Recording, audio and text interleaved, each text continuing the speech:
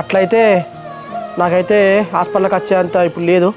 అమ్మ ఆటోనికి ఫోన్ చేసి దాన్ని హాస్పిటల్ పట్టుకొని పోయి. కొడుక హాస్పిటల్ సంగతి నాకేం ఎరక కొడుక, ఎప్పుడైనా పోయినారా హాస్పిటల్కు? కొడలా మీ చెల్లె ఫోన్ చేసి మీ చెల్లెని తీసుకొని పో బిడ్డ.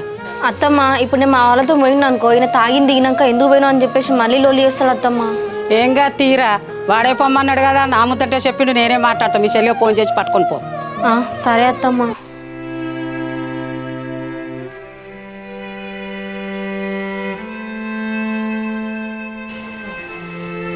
హలో అక్క.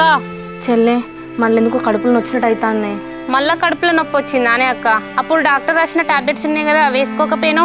ఆ టాబ్లెట్స్ పొద్దున్న లేవంగానే వేసుకున్నానే, ఇంకా తగ్గుతలేదు.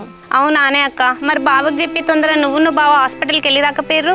ఎక్కడిని, ఆయన తాగి పడుకున్నాడు. హాస్పిటల్ రాని ఎక్కడికి రానంటున్నారు. మరి నువ్వు నేను వెళ్ళొద్దామా? సరే వస్తాగాని అక్క, మళ్ళీ మన ఇద్దరం కలిసి హాస్పిటల్కి వెళ్ళినామని బావకు తెలిస్తే ఏమన్నాడు? ఆనే బావనే చెప్పిండే నువ్వు నేను వెళ్ళమని చెప్పేసి పడుకున్నాడు. దా వెళ్దాం. సరే అక్క, నేను అమ్మతో చెప్పి వస్తా గానీ డబ్బులు గిన్నె ఉన్నాయా, నేను తీసుకొని రావాలా? చెల్లె నా దగ్గర ఏం డబ్బులు లేవే, ఒకసారి ఆయన అడుగుతా ఉన్నాయేమో. సరే అక్క, మరి ఉంటున్నా, బాయ్, జాగ్రత్త.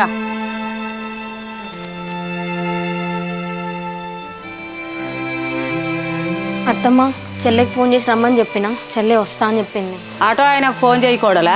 ఆటో ఆయన నంబర్ నీ దగ్గర ఉన్నది కదా, ఆటో ఆయన రమ్మను, చెల్లెని రమ్మను, నువ్వు నేను ముగ్గురం కలిసిపోయేద్దాం. నువ్వెందుకులే అత్తమ్మ, ఇంట్లో అన్నం కూర కూడా వండలే. ఇప్పుడు ఆయన లేచి అనుకో మళ్ళీ ఆకలి అరుస్తాడు. నేను చెల్లె వేస్తాంలే. చెల్లె వచ్చే వరకు నేను అన్నం కూర అంత కూడలా, ముగ్గురం కలిసిపోదాం. సరే అత్తమ్మ.